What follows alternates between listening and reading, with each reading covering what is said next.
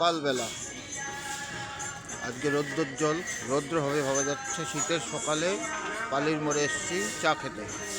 এই সব সবজির দোকান, সবাই দোকান খুলছে। এই যে ষষ্ঠী সাহার চার দোকান, এখানে চা খাই। সবাই সব দোকান খোলার প্রস্তুতি নিচ্ছে। এটা হচ্ছে পালির মোড়, সকালবেলার বাজার। যার যার কাজ।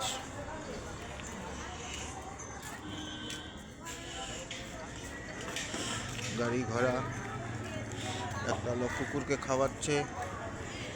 এখনো সব দোকান খুলে নাই, খোলার প্রস্তুতি নিচ্ছে। বিশেষ করে সবজির দোকান, এখন সবজি অ্যাভেলেবল।